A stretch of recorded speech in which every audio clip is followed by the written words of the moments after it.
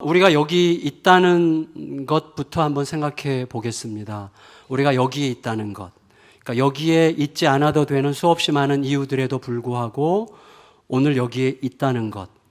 우리가 여기에 있다는 것은 과거에 어느 한순간 어떤 결정적 변화가 있었기 때문이거나 혹은 그런 변화에 대한 갈망이 있기 때문이거나 어떤 나로 하여금 여기에 있게 하는 어떤 작동하는 사건이 있었기 때문입니다.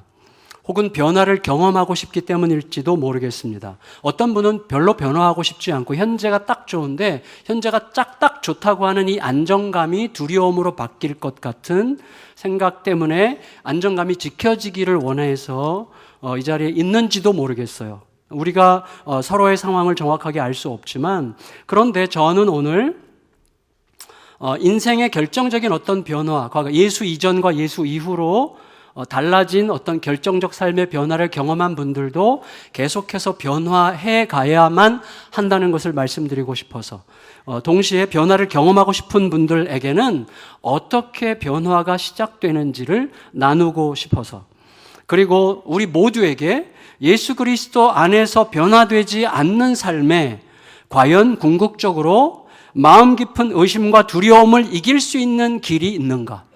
예수 그리스도에 의해서 진실로 변화되지 않는 삶에서 진정한 자유와 평안과 부유함을 누릴 수 있는 길이 있는가? 없다는 것을 말씀드리고 싶어서 오늘 이 말씀을 나누려고 합니다. 물론 본문의 한계와 시간적 제약 때문에 다 말씀드리긴 어렵고 일단 어떻게 변화가 시작되고 진행되는가에 초점을 맞추어서 말씀을 나누도록 하겠습니다. 지난주에 세례 요한의 제자들이 세례 요한의 이야기를 듣고 지나가시는 예수님을 보고 세례 요한이 보라 세상 죄를 지고 가는 하나님의 어린 양이로다 하라는 이야기를 듣고 세례 요한의 제자들이 요한을 떠나서 예수님께로 갔어요. 그래서 요한으로부터 말을 듣고 예수님을 따랐습니다. 그렇죠? 37절이 이렇게 기록하고 있어요. 37절 읽겠습니다. 시작. 두 제자가 그의 말을 듣고 예수를 따르거늘. 자, 듣고 따랐어요. 여러분, 변화의 첫 출발은 모든 상황, 크리스찬이건 아니건 모든 상황에서 변화의 출발은 언제나 들음과 따름입니다.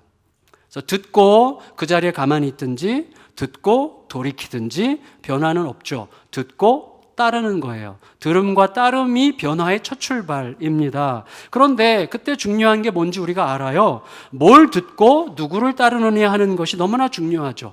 욕망을 거짓 진리로 포장한 자들의 말을 듣고 따르면 그래도 변하긴 변해요. 근데 이상하게 변하죠. 저도 어린 시절에 이단에 속해봐서 압니다. 이상하게 변해요. 점점 이상하게 변하죠. 근데 이 듣고 따르는 이 두 사람에게 예수님께서 이렇게 질문하세요. 38절 읽겠습니다. 시작. 예수께서 돌이켜 그 따르는 것을 보시고 물어 이르시되 무엇을 구하느냐? 이르되 랍비여 어디 계시니까 하니 랍비는 번역하면 선생이라. 여러분 잘 보세요. 주님을 따르는 사람들은 항상 질문을 받게 되어 있습니다. 뭘 구하느냐? 이 질문은 아주 깊은 질문일 수 있어요. 너희가 나를 따르는 진짜 이유가 뭐지? 여러분 우리가 예수님을 따를 때 다양한 이유로 따를 수 있어요. 어떤 사람은 병에서 낫고 싶어서, 어떤 사람은 현재의 이 질퍽거리는 삶에서 벗어나고 싶어서, 어떤 사람은 너무 비참한 삶에서 좀 희망을 찾고 싶어서, 그다음 삶에 파괴된 것 같은 삶의 어두움에서부터 벗어나 뭔가 지푸라기라도 잡고 싶어서, 혹은 정말 진리를 알고 싶고 삶의 의미와 목적과 가치를 알고 싶어서, 내가 여기 있고 내가 지금 행하는 모든 일들의 진짜 의미가 무엇인지를 알고 싶어서 굉장히 다양한 이유로 예수님을 따를 수가 있겠는데 끝없이 그 질문을 들어야만 돼요. 너는 뭘 구하느냐? 너는 무슨 이유로 나를 따르느냐? 너가 당장에 원하고 있는 그것과 너에게 궁극적으로 필요한 그것이 같다고 생각하느냐? 혹은 다를 수 있다는 것을 너는 진짜로 알고 있느냐? 이런 식의 너는 무엇을 구하고 있느냐에 관한 질문을 우리가 늘 받아야 되고 생각해야만 하는 것이죠. 왜냐하면 그 질문에 어떻게 대답하느냐 하는 것이 우리들의 인생이 될 거예요. 그게 인생이에요. 그 질문에 어떻게 대답하느냐가 생명 같은 거죠. 근데 이 두 사람은 예수님의 이 질문에 약간 당황한 것 같아요. 그래서 예수님 어디 계세요? 이렇게 물었어요.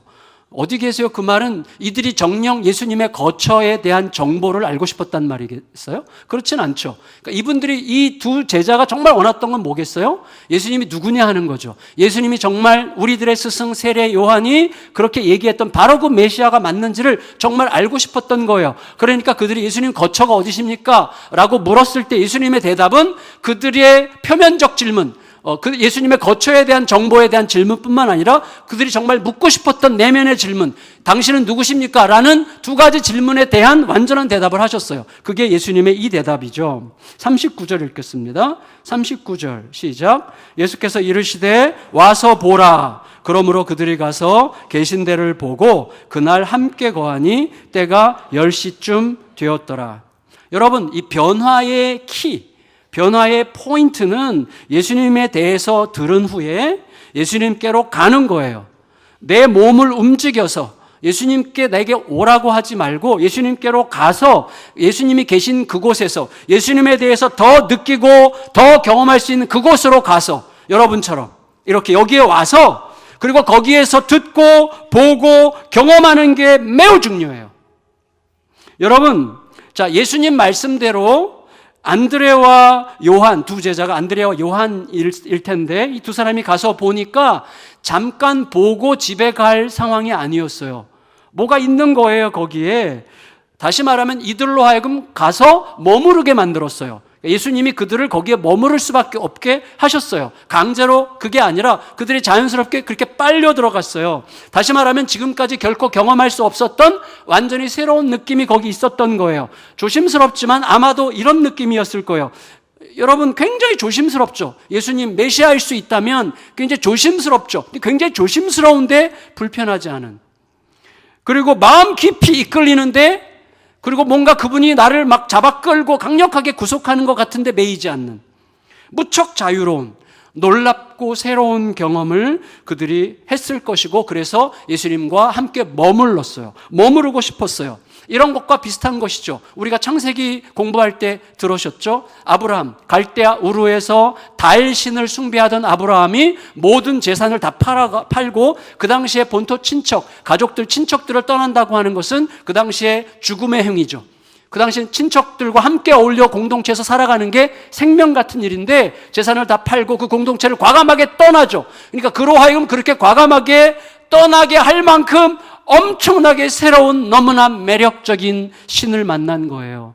여호와 하나님, 너무나 새로운 하나님이죠. 너무나 새로운 신이었어요. 내 모든 현재의 재산을 다 팔고 그리고 모든 친척들, 가족들을 다 떠나서 미지의 땅으로 가게 할 만큼 나를 끌어당기는 매우 매력적이고 매우 특별한 여호와 하나님을 만났던 것, 그것과 지금 유사한 상황이 반복되고 있는 중이에요. 여러분, 안드레와 요한이, 특별히 안드레가 예수님을 경험하자마자 가만히 있을 수가 없었어요. 예, 여러분, 안드레가 경험한 예수님은 당시에 그 수많은 랍비들 중에서 탁월한 어떤 랍비도 아니었고 자기의 스승 세례 요한도 아니었고 완전히 다른 차원의 어떤 분이었어요. 그래서 이렇게 반응합니다. 40절 41절 읽겠습니다. 40절 41절 시작.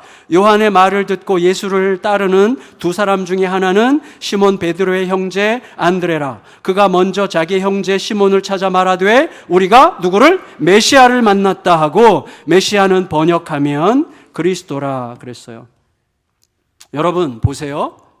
우리가 무엇을 구하여 예수께로 가든지, 어떠한 내 개인적인 내밀한 요청과 필요에 의해서 예수님께로 다가가든지, 여러분, 예수님을 제대로 만나게 되면 그때 우리가 알게 되는 것은 내가 구할 유일한 대상이 예수님이었음을 그때 알게 됩니다.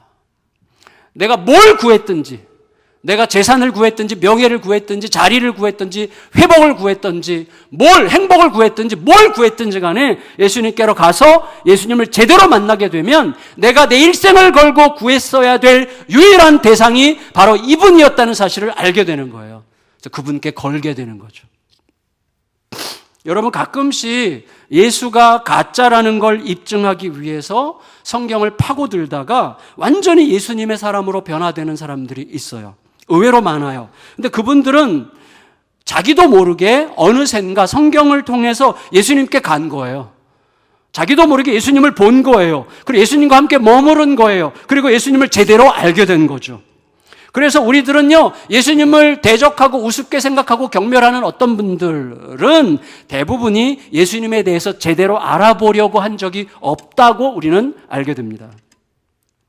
안드레는요, 예수님과 머무르면서 예수님을 더 알게 되고 예수님 안에 깊이 들어가기 시작하면서 가장 먼저 자기 형 시몬에게 빨리 예수님을 소개하고 싶었어요. 그만큼 자기 형을 매우 좋아했던 것 같아요. 안드레가. 여러분, 우리가 우연히 들어간 식당에서 뜻밖의 최고의 음식을 먹는 순간 가장 먼저 생각나는 그 사람이 내가 가장 좋아하는 사람이죠. 네. 저는 1번으로 누가 생각나냐면 말하지 않겠습니다. 근데 예수님은 안드레의 형 시몬을 이제 이 안드레가 자기 형 시몬을 예수님께로 데려가는데 가자마자 갑작스럽게 그 이름을 바꿔주세요. 이름을 42절 읽겠습니다. 42절 시작. 데리고 예수께로 오니 예수께서 보시고 이르시되 내가 요한의 아들 시몬이니 장차 게바라 하리라 하시니라. 게바는 번역하면 베드로라. 여러분, 예수님은요, 현재의 시몬 안에서 미래의 베드로를 보셨어요. 그리고 그럼으로써 그가 누구고 어떤 삶을 살 건지를 단번에 통찰하셨어요. 시몬은 듣는다는 뜻의 그 히브리어 쉼몬을 발음 나는 대로 헬라어로 바꾼 것 같고, 게바는 아람어예요. 이 게바가 헬라어로는 베드로예요. 그러니까 게바랑 베드로 같은 말이죠. 반석이라는 뜻이죠. 그러니까 시몬을 반석으로 바꿔주셨어요. 우리가 알듯이 고대 사회에서는 이름은 내 존재를 규정하는 매개체였어요. 그러니까 이름이 굉장히 중요했죠. 예수님도 그걸 아셨어요. 그리고 이 시몬이 평생 사용해왔던 그 이름을 바꿔주시죠. 여러분, 자기 이름이 바뀌는 순간 베드로는 뭔가를 느꼈을 거예요. 나를 꿰뚫고 계시는 분, 만나기도 전에 이미 나를 알고 계시는 하나님을 느꼈을 가능성이 있어요. 그런데 그 순간이 되면 우리는 결정해야 됩니다. 나를 이분께 맡길 것이냐, 그를 피해 내가 살아왔던 삶을 유지할 것인가. 이 갈림길에 섰고 나중에 보면 베드로는 잠깐 떠났다가 예수님께서 찾아가셔서 다시 만나게 되죠. 여러분, 저는 개인적으로 해가 갈수록 제 이름이 하나님, 저희 아버지가 지어주셨지만 하나님의 주신 이름이라는 굉장히 계시적 이름이라는 것을 거듭거듭 느끼고 있어요. 자랑스럽게. 굉장히 촌딱 같은 이름이지만 지금은 좋아지려고 해요. 학렬, 저희 또래 학렬상 저희 사촌들 모두 저희 학렬은 전부 다 갑자가 들어가요. 그것도 가운데 갑자가 들어가고 괜찮은 이름을 짓기가 거의 불가능해. 가운데가 갑자야. 근데 너무 감사하게도 끝에 저는 믿을 신자가 붙였어요. 믿을 신자. 그래서 갑신이에요. 최고의 믿음 갑신. 너무나 영광스러운 이름인데 이 이름이 왜 저에게 계시적으로 느껴지냐면 저는요, 이 이름을 통해서 믿음이 떨어지지 말아야 된다는 압박, 좋은 압박을 계속 받아요. 믿음이 좀 떨어지면 을신이 되고 조금 더 떨어지면 병신이 돼요. 그래서 저는 이 이름에 어떤 계시적 뜻이 있구나. 내 믿음이 떨어지지 않도록 지켜주는 이름이구나. 이렇게.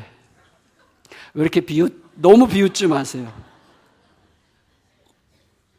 근데 어쨌거나 여러분, 이 시몬의 이름을 반석 베드로라고 바꿔주시는 장면은 예수님께서 장차 베드로를 향해서 마태복음 18장에서 내가 이 반석 위에 내 교회를 세우리라고 말씀하실 예수님의 그 장면을 생각나게 하는 대목이죠.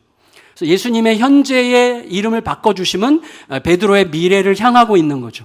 오늘의 우리 예수님과의 만남은 항상 우리의 미래를 향하는 만남입니다. 다음 날에 예수님은 이제 갈릴리로 나가시는 길에 빌립을 보시고 나를 따르라 하셨어요. 근데 성경이 뭐라고 설명하냐면 빌립이 안드레 베드로랑 같은 동네 사람이래요. 그러니까 빌립이 안드레를 통해서 예수님에 대해서 이미 들었을 가능성이 있고, 그리고 자기도 예수님을 굉장히 만나고 싶었던 차에 예수님께서 나를 따르라 하시니까 즉시 따르게 됐습니다. 따라서 안드레가 빌립과 예수님의 만남을 주선했을 가능성이 얼마든지 있는 거죠. 43절, 44절 읽겠습니다. 43절, 44절 시작. 이튿날 예수께서 갈릴리로 나가려 하시다가 빌립을 만나 이르시되 나를 따르라 하시니 빌립은 안드레와 베드로와 한 동네 베세다 사람이라. 여러분 참 재밌는 거죠. 뭐냐면 세례 요한을 하나님이 부르셨을 때 세례 요한이 예수님과 누군가를 중매하는 자로 부름받았죠. 그래서 세례 요한을 통해서 안드레와 예수님이 만났죠. 안드레를 통해서 베드로와 예수님이 만났죠. 안드레를 통해서 빌립과 예수님이 만나죠. 자, 무슨 말이에요? 자, 부르심은 나를 향한 부르심이에요. 그렇지만 동시에 그 부르심은 그를 향한 나에 대한 부르심이죠. 그러니까 나를 향한 부르심이지만 나를 통해 그를 부르시는 부르심이기도 한 거예요. 근데 그때 그 부르심이 그래야만 그 부르심이 진짜 부르심이에요. 나만 부르시는 게 아니라 나를 통해 그를 부르시는 부르심이 될 때라야 그 부르심이 진짜가 되는 거예요. 왜냐하면 여러분 생각해 보세요. 하나님의 사랑은 나를 향한 사랑이에요. 내게 임하는 사랑이에요. 근데 그 사랑이 내게 와서 머무르면 안 돼요. 내가 사랑의 종착역이 돼가지고 사랑을 받기만 하고 사랑이 내 안에 고여 있으면 그거는 이미 사랑이 아니에요. 흐르지 않는 것은 사랑이 아니죠. 나로부터 흐르지 않는 것은 사랑이 아니에요. 그건 더 이상 사랑의 정체성을 잃은 거예요. 부르심이 똑같아요. 부르심도 나를 부르시지만 나를 통하여 그를 부르시는 부르심으로 확장될 때 부르심의 원래의 목적이 성취되는 거죠. 우리들이 대부분 그런 과정을 통하여 여기에 있는 거예요. 여기에 있는 거죠. 여러분 어쨌거나 예수님을 누군가에게 소개하는 일은요 우리가 잘 알아야 됩니다. 저는 우리 성도님들에게 좀 전도 좀 하세요. 복음 좀 전하세요. 이웃들에게 좀 전도하세요. 뭐 이렇게 안타깝지도 않습니까? 이렇게 말할 필요가 없다고 생각해요. 진심으로. 약간 이런 말에 살짝 목회적 위험성은 있어요. 목회적 위험성은 있는데 성경적 위험성은 없다고 생각해요. 무슨 말인가 하면 제가 목회자로서 성도들에게 전도의 동력을 불어넣어서 전도하게 하고 싶어요. 그렇지만 성경을 들여다보면 들여다볼수록 복음을 전하는 것은요 여러분 의무나 책임이 아니라 솟구치는 기쁨의 자연스러운 표현이에요. 예수님께로 가서 예수님을 제대로 알게 되면 우리는 벅찬 기쁨에 누군가에게 예수님을 소개할 수밖에 없는 열망과 영광을 느껴요. 그건 기쁨의 표현이에요. 부담스러운 숙제가 아니라 막을 수 없는 넘치는 기쁨이죠. 여러분 온 인류 역사에서 이 복음이 예수 그리스도가 가장 넓게 가장 빠르게 전도되었던 때는 초대교회죠. 그때는 그들이 전도 세미나 같은 건 없어요. 예수 그리스도에 대한 깊은 사랑이 그들로 하여금 그 온갖 핍박과 온갖 모함과 온갖 고통 속에서도 이게 뻗어가게 하는 거죠. 그리스도를 제대로 만난 사람들은 전하게 되어 있어요. 이건 어쩔 수가 없는 거예요. 이게 우리를 굉장히 자유롭게 하면서 동시에 엄청나게 압박하죠. 여러분 진리라는 것은 진짜는요 우리를 매우 자유롭게 해요. 진리가 너희를 자유케 하리라. 동시에 그 진리는 내가 진리에 다가가지 못할 것 같은 두려움도 동시에 일으키는 거죠. 그런 압박감도 동시에 있어요. 그런데 안드레처럼 빌립도 예수님을 만난 후에 가만히 있을 수가 없었어요. 그래서 예수님을 만나고 자기 속에 뭔가 변화가 일어났고 그러고 나서 어떻게 해요?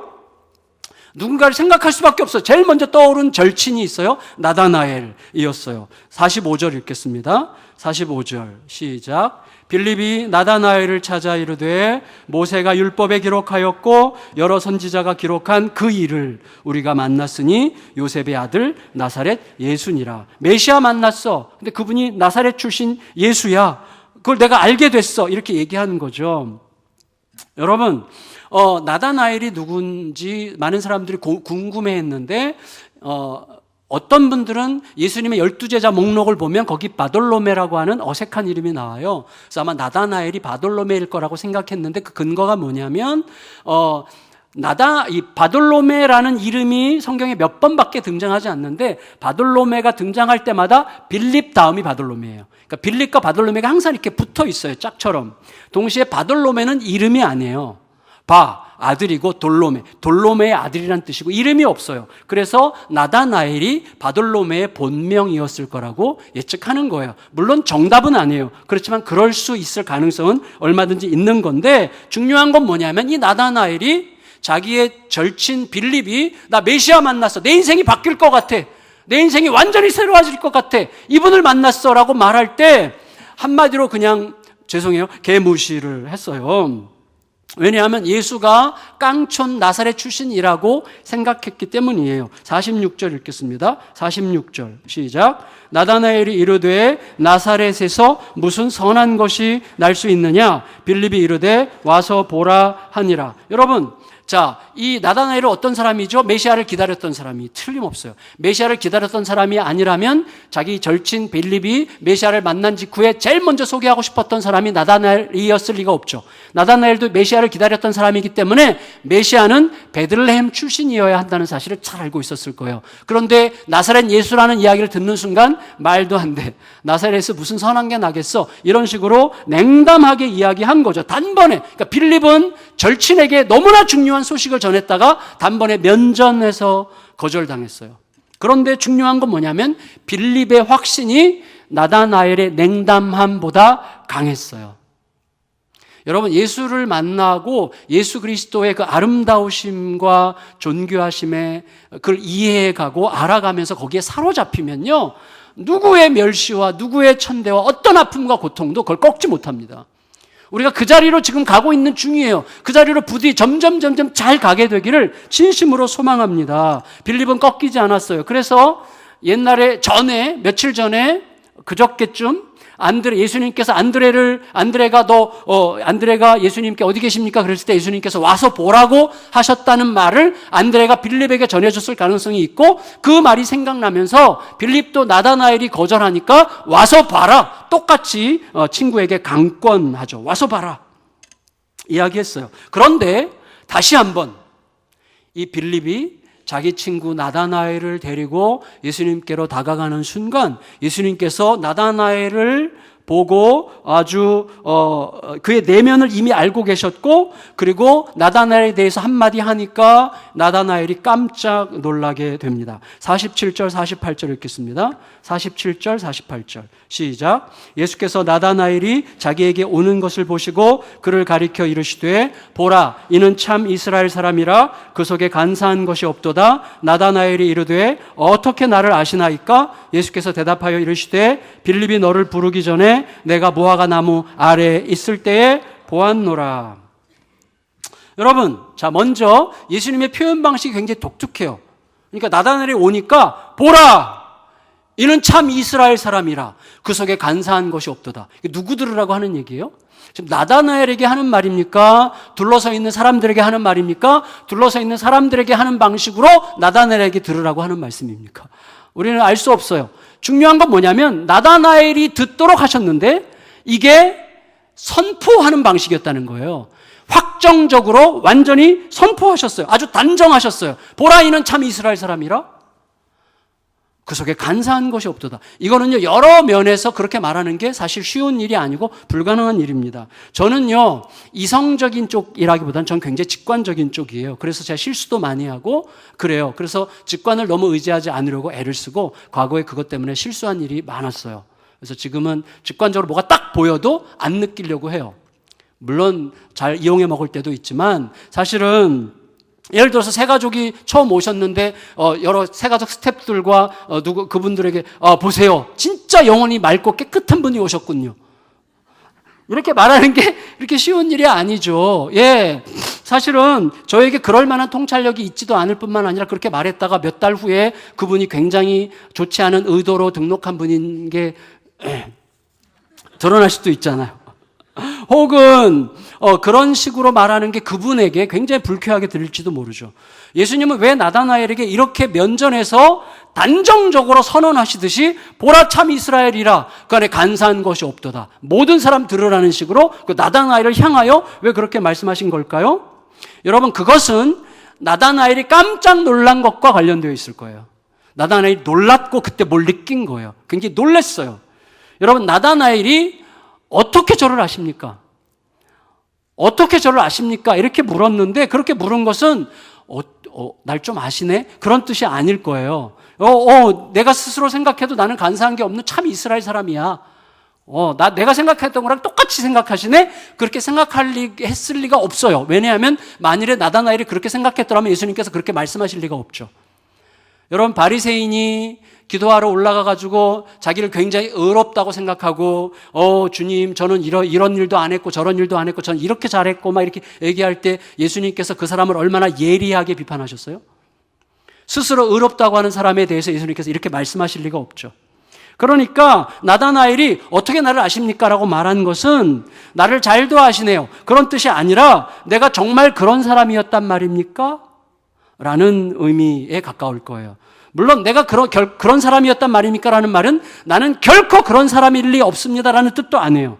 다만 내가 어떤 사람인지에 대하여 지금 혼란을 겪고 있는 중인데 정말 내가 그런 말을 들을 수 있는 자였다는 겁니까? 라는 표현에 더 가까울 수 있어요. 제가 작년에 말씀드렸어요. 제가 신대원 1학년 때 목사가 된다고 신학대학원을 들어갔는데 너무 많은 것에 실망했고 학교에 실망했고 교수님들에게 실망했고 무엇보다도 제 자신에게 실망했고 제가 목사가 될 자격이 없다고 생각했고 내가 목사는 나랑 너무 안 맞다고 생각했고 심지어 고민이 깊어지다 보니까 내가 하나님을 아는 게 맞는가? 내가 하나님을 믿는다는 게 맞는가? 아니 심지어 어디까지 갔냐면 하나님은 나를 아실까? 여기까지 갔어요.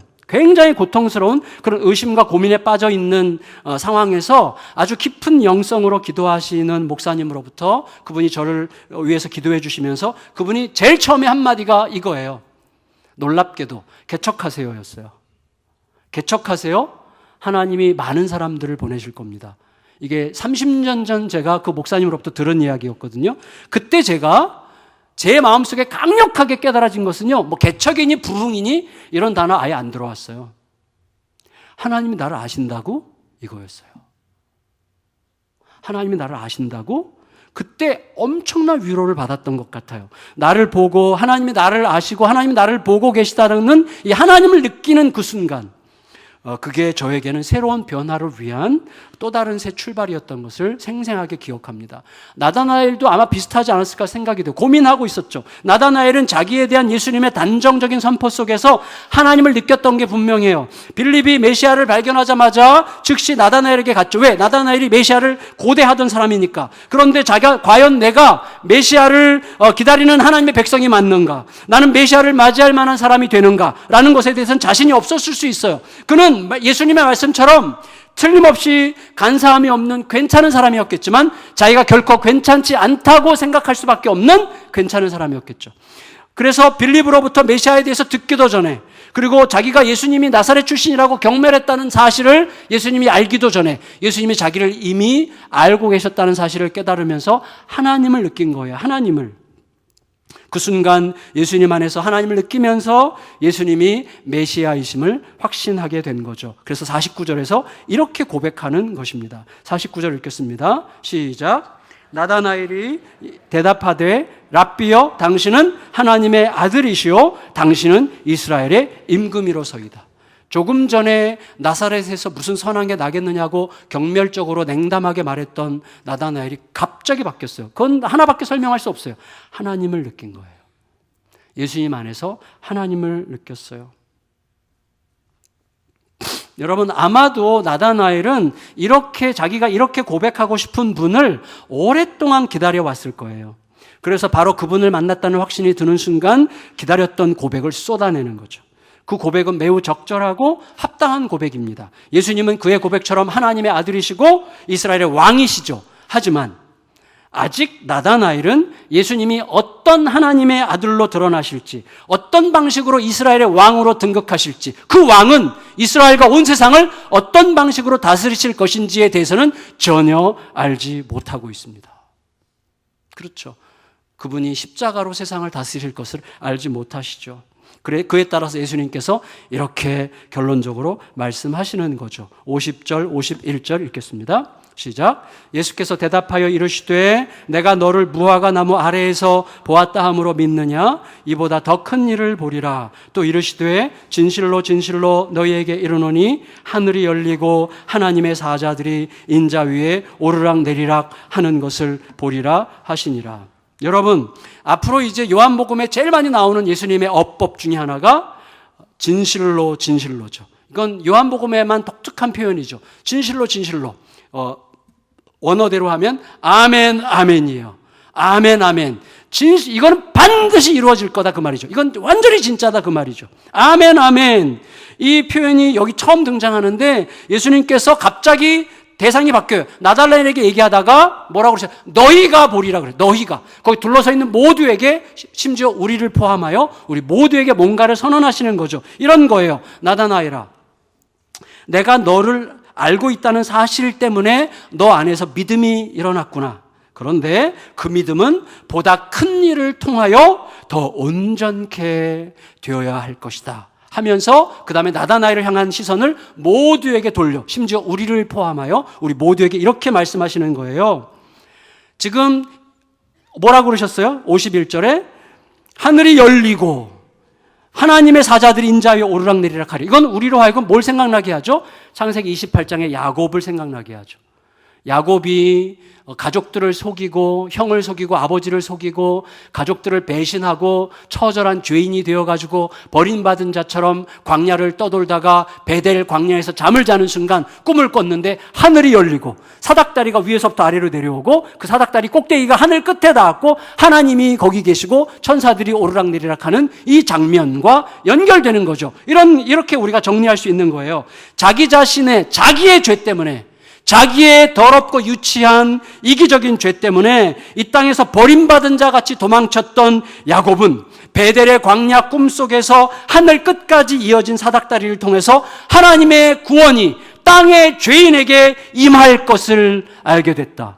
그런데 나는 너희의 죄를, 내 죄가 아니라 너희의 죄를 대신 짊어지고 너희 대신 버림받음으로 하나님의 구원이 너희에게 이어지게 할 그 사다리가 될 것이다.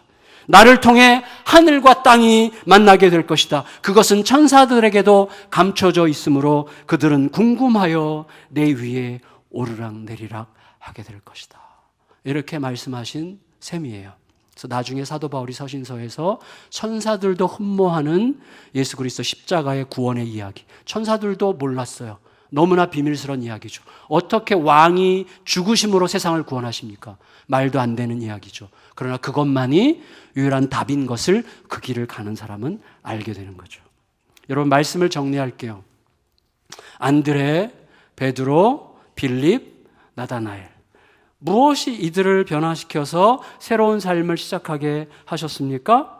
예수님을 소개받고 예수님께로 가서 혹은 예수님께 대하여 들을 수 있는 곳으로 가서 예수님을 알아가고, 그리고 동시에 내가 예수님을 알아가면 알아갈수록 어떻게 되죠? 나를 알게 되죠. 예수님을 알아가면 알아갈수록 나를 알게 돼요. 내가 얼마나 보잘것없는지, 동시에 내가 얼마나 대단한 은혜를 힘입었는지, 이 두 가지에 의해서 내가 규정이 되는 거예요. 심각하게 좌절할 필요가 없어요. 예수님 때문에. 심각하게 높아질 필요가 없어요. 예수님 때문에. 예수님이 내가 누군지를 알려주세요. 그래서 그가 누군지를 알아가고 동시에 그를 통하여 내가 누군지를 알아가면서 예수님을 가까이 하여 그렇게 그를 알아가면 알아갈수록 그분이 왜 내 모든 삶을 위한 답이 되시는지를 발견하게 되면서 충만한 기쁨이 내 온 삶에 스며들어요. 그래서 누가 내 뒤에서 험담하고 다닌다고 해도, 누가 나를 좀 째려봐도, 누가 나를 좀 우습게 생각하는 것 같아도, 누가 나를 지극히 막 높여주는 것 같아도 거기에 휘둘리지 않아요. 나는 항상 예수님 앞에 진정한 자유와 진정한 만족과 진정한 평화의 자리에 서 있게 되는 거죠. 충만한 기쁨이 온 삶에 스며들게 되는 것입니다. 그 기쁨이 좌절을 이기게 해요. 그 기쁨이 무시당함을 견디게 해요. 그 예수님에 대한 알아감은 십자가와 부활에서 절정을 이루죠. 십자가의 죽으심과 부활이 왜 내 인생과 이 땅의 모든 역사의 대답인지를 알아가는 동안에 내 안에서는 모든 사람, 모든 상황을 예수님을 통해서 보는 힘이 일어나요. 예수님을 통해서 그를 봐요. 예수님을 통해서 그 일을 봐요. 그래서 그 일을 너끈히 견디며 이겨내는 삶을 살아가기 시작하고, 동시에 예수님은 내가 누군지를 새롭게 조정해 주세요. 그래서 예수님 앞에 서면 낮아진 마음이 높아져요. 예수님 앞에 서면 높아진 마음이 낮아져요. 예수님 앞에 서면 뒤틀어지고 왜곡됐던 마음이 펼쳐져요. 그러면서 우리 안에 진정한 자유와 평안의 비밀이 들어오게 하시는 거죠. 우리는 그 안에서 한없이 크신 하나님의 품을 느끼게 되는 것입니다. 따라서 여러분, 믿음이라는 것은 우리가 아무리 힘써 믿고자 애쓴다고 해도 믿어지는 게 아니죠. 여러분, 내가 믿고자 애씀으로써 강해지는 게 아니에요. 믿음은 예수님께로 가서 예수님을 알고 예수님을 느끼고 예수님을 경험하는 만큼 거부할 수 없을 정도로 강렬하게 믿어지는 거예요. 다시 말하면 내 믿음의 크기와 강도는 예수님을 얼만큼 아느냐와 관계되어 있는 거예요. 여러분, 예수님을 아는 게 생명이에요. 생명. 여러분, 잘 생각해 보세요. 여기 우리의 생명이 영원한 생명을 담고 있는 생명이 아니라면 우리의 모든 아등바등하는 삶에는 어떤 의미와 목적이 있는 것입니까? 여러분, 이거 좀 다시 한번 말씀드리겠습니다. 이거 굉장히 중요한 거예요. 그러니까 우리의 생명은 영원한 생명과 다 있는 생명일 때라에 비로소 여기서 진짜의 삶을 시작할 수 있는 거예요. 진짜 삶을 용서할 수 있고요, 사랑할 수 있고요, 품을 수 있고요, 내어줄 수 있고요, 진짜 그를 위할 수 있어요. 아니면 전부 다 이 땅이 전부라면, 영원한 생명과 나아 있지 않는다면 우리는 굉장히 돕는 방식으로 이용하는 거예요. 진짜 사랑을 할 수가 없어요. 내가 사라짐으로 끝이라는 것에 대해서 저 밑바닥에서 거부하게 됩니다. 근본적으로 거부하게 되죠. 그래서 예수님을 아는 게 생명이에요. 아는 만큼 믿게 돼요. 이거 믿어지는 거예요. 아는 만큼 생명을 누리게 되는 거예요. 그래서 예수님께서 뭐라고 말씀하셨어요? 요한복음 17장 3절 뒤에 가서 우리가 보겠는데 17장 3절에서 뭐라고 그러셨어요? 영생, 영원한 생명, 너희의 현재의 생명과 있다 있는 그 영생은 곧 유일하신 참 하나님과 그가 보내신 자 예수 그리스도를 아는 것이라 그랬어요. 그게 영생이에요. 아는 거예요. 알아야 믿어지고 알아야 생명을 누리는 것이죠. 여러분, 우리들은요, 말씀을 정리할게요. 우리들은 습관을 바꾸거나 마음을 새롭게 먹음으로 변화를 꾀할 수 있고 변화를 도모할 수 있습니다. 그건 굉장히 격려할 만한 일이고 아무나 할 수 있는 일이 아니에요. 습관을 바꾼다는 거 얼마나 힘듭니까? 마음을 새롭게 먹는다는 거 얼마나 어려운 일입니까? 그런데 아무리 습관을 바꾸고 아무리 마음을 새롭게 먹어도 내 인생 전체를 예수님께 맡기고 싶다고 열망할 만큼은 절대 변화되지 않아요. 근데 이게 너무나 중요해. 무슨 말인가 하면 우리가 이 땅에서뿐만 아니라 영원토록 가장 아름답게 살 수 있는, 가장 의미 있게 살 수 있는 유일한 길은 예수님께 내 인생 전체를 맡겨드릴 수 있는 삶뿐이에요. 그때야 우리는 사랑이 뭔지 알고요, 그때야 우리는 진짜 섬긴다는 게 뭔지 알고, 그때야 우리는 인생의 의미가 뭔지를 알아요. 영원한 생명과 있다 있지 않으면, 예수님께 맡겨지지 않으면 진짜 살아간다는 게 뭔지를 우리가 알 길이 없습니다. 여러분, 안드레 생각해 보세요. 안드레, 베드로, 빌립, 나다나엘이 예수님을 만나지 않았더라면, 예수님 말씀을 들은 적이 없다면, 예수님을 느끼고 경험하고 예수님을 통해서 하나님을 느끼면서 그에게 자신의 모든 인생을 맡겨드리는 일이 없었더라면 그들은 어떤 삶을 살았을까요? 별 문제 없는 삶을 살았을 거예요. 평범한 일상을 잘 살았을 거예요. 가끔씩 부부싸움 하면서, 자식 걱정하면서, 이사 걱정하면서, 돈을 더 벌을 생각하면서, 이거 어디다 써야 될지 생각하면서, 차를 뭘로 바꿀지 생각하면서 그냥 웬만큼 살았을 거예요. 그러면서 별 어려움이 없는 평범한 인생을 살았을지도 몰라요. 그거는 존중할 만한 일입니다. 그럼에도 불구하고 안타까운 것은 만일에 그렇게 사는 게 그들의 삶 전부였다면 그렇게 살았다는 것은 무슨 의미가 있는 걸까요? 여러분, 우리가 정말로 우리의 삶이 영생을 향하고 영생에 걸맞는 삶의 기쁨과 자유와 만족을 이 땅에 반영하면서 살다가 영생으로 곧장 진입하는 인생이 아니라면 우리가 정말 정신 똑바로 차리고 제대로 맘먹고 생각하지 않아서 그렇지 정말 진지하게 내 인생을 들여다보고 생각한다면 그런 것과 무관한 삶이라는 것은 도대체 어떤 의미와 목적을 남길 수 있는 것인지에 대해서 우리는 답할 수 없습니다. 여러분, 결국 순환 논리에 빠질 수밖에 없어요. 이 땅에서는. 결국 우리가 갈망하는 변화의 핵심, 마음 저 밑바닥에서부터 올라오는 삶의 희열과 만족과 자유와 기쁨은 예수님을 알아가고 예수님을 더 알아가고 예수님을 경험하고 더 경험하는 순간마다 찾아오는 눈부신 아름다움 같은 거예요. 여러분, 그때는 돈 걱정을 할 수밖에 없는 상황에서도 신비롭게도 기쁨의 한 자락을 놓치지 않게 돼요. 우리가 가끔씩 누군가의 깊고 맑고 깨끗한 사랑을 보게 될 때 우리는 내 내면에서 무슨 사건이 일어나고 있다는 걸 느껴요. 저는 82년생 김정을 보면서 제가 가장 울었던 대목, 가장 눈물을 심하게 흘리면서 지금도 82년생 김정을 생각하면 그 장면밖에 생각이 안 나는, 그거는 친정엄마의 울부짖음이었어요. 친정엄마가 딸을 향해서 막 딸을 너 하고 싶은 거 해 막 하면서 막 남편한테 막 울부짖고 딸을 향한 그 절절한 그 딸을 향한 그 마음이 제 속에서 어떤 특별함으로 느껴졌어요.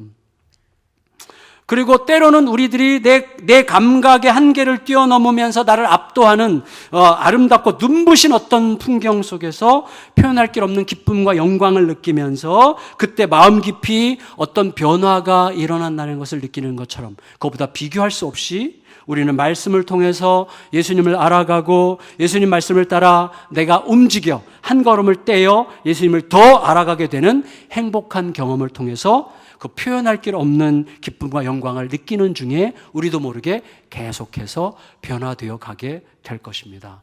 2020년에 이런 변화가 우리 안에서 확연하게 누려지면서 이전보다 훨씬 더 자유와 만족과 평화와 기쁨이 뭔지, 이 단어가 왜 내 내면 깊숙하게 친숙하게 느껴지는지를 2020년 연말에 다 기쁨으로 고백할 수 있는 복된 한 해를 보내시기를 예수님의 이름으로 축원합니다. 축원합니다. 다 같이 일어나셔서 주님을 보게 하소서 같이 찬양하시겠습니다.